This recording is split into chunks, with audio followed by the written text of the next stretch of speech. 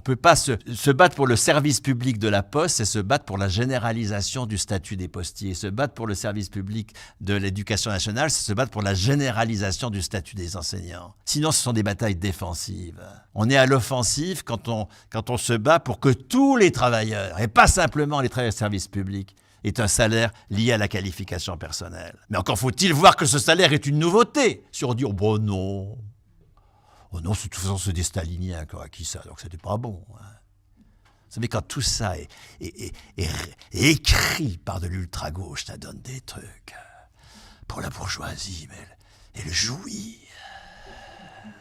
Ce que je dis là n'est pas du tout à la gloire du Parti communiste actuel, hein, qui n'en finit pas de mourir, le problème n'est pas là. Hein. Mais c'est de reconnaître la portée révolutionnaire des travailleurs organisés dans ce pays. Et d'arrêter de dire « c'était de la merde, c'était des staliniens ». Faut arrêter les conneries.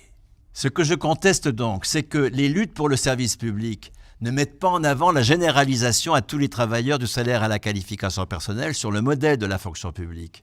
Ou je conteste des luttes contre le chômage ou contre les licenciements qui ne mettent pas en avant le maintien à 100% du salaire net pendant toute la durée de la perte d'emploi. C'est-à-dire le passage de la qualification du poste à la personne, que je sache. Et l'appropriation de l'outil de travail par les travailleurs, parce que la question de la propriété n'est jamais posée dans toutes ces revendications. Se battre pour que les chauffeurs Uber aient du travail. Et ben, je me bats pour que les chauffeurs Uber aient du travail, bien sûr. Je me bats pas pour que tout le monde ait un salaire et puis qu'avec ce salaire, je sais pas quoi, ils aillent sucrer des fraises en attendant Godot. C'est pas ça mon problème. Se battre pour que les chauffeurs Uber aient du travail, est-ce se battre pour qu'Uber devienne leur employeur et donc continue à les exploiter et les licencier à la première occasion? Ou, et ce que je conteste et ce qu'ils contestent, eux aussi, car précisément, ils ne veulent pas d'employeurs. Ou alors, est-ce se battre pour qu'ils aient un salaire à la qualification personnelle et qu'ils deviennent propriétaires d'une plateforme de données coopérative?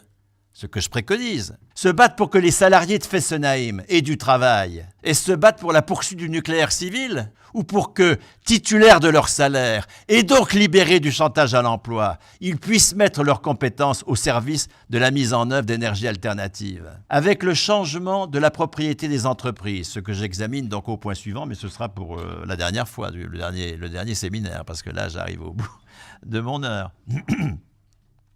Avec donc le changement de la propriété des entreprises, qui est absolument décisif, que j'examinerai donc le 2 juillet, le salaire à la personne est la condition nécessaire pour que s'opère la gigantesque mutation écologique de notre appareil productif. Car tant que le salaire sera lié à l'emploi, les travailleurs se battront pour sa sauvegarde, y compris s'il est mortifère d'un point de vue écologique ou anthropologique. La proposition de salaire liée à la personne et non pas à l'emploi est ainsi au fondement de notre survie sur la planète, contrairement à l'inadmissible accusation d'insouciance à ce propos que me fait Husson, alors que j'attends encore l'efficacité mobilisatrice de ses préconisations à lui.